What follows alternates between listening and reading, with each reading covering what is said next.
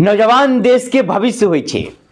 काल्हिखन नव वर्ष के अवसर पर बहुत रास देश के भविष्य कतौ दारू पी कर नाला में तो कोई अत्ता बेहोश पड़ल तो कोई ओत्ता बेहोश पड़ल मिलल।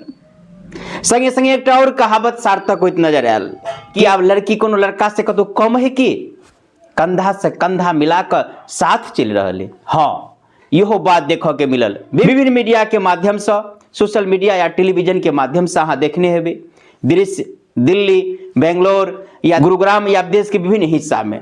पहले खाली लड़का दारू पिए छला या नशा करे छला, लड़की सब सेहो दारू पी कर कंधा से कंधा मिलावत नजर आयल। हाँ, नवयुवक देश के भविष्य होइ छै, जेकरा आइ काल्हि जेनजी सेहो नाम दे देलिए। लेकिन ओ नवयुवक जे जिम्मेदारी से अपना कंधा पर देश के भार उठावे, समाज के भार उठावे, सभ्यता संस्कृति के भार उठा कर चले या परिवार के भार उठा कर चले, वो नवयुवक नहीं जे दारू पी कई प्रकार से बेहोश भकर गिर पड़े या नया साल के अवसर पर जेकरा उठाबे के लेल दोसर कंधा के आवश्यकता पड़ी है।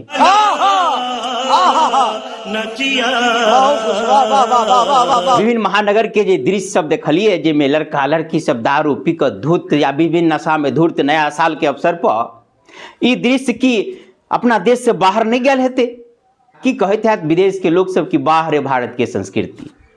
मोदी जी भारत के विश्व गुरु बनावे के प्लानिंग में वो अभियान पर चल रहा है। लेकिन ये लबका जेनजी कहे छे नवयुवक के खेल देख कर आज ये प्रकार से छूट मिलल है, ई तमाशा देख कर तो लग रहा है कि अगर नहीं छूट एकरा सबके मिलल रहे, एकरा सबके हरकत नहीं रहे तो मोदी जी के तो प्लानिंग ध्याले रहते, ई नवयुवक नवयुवती सब भारत के मोदी जी से पहले है विश्व गुरु बना देते।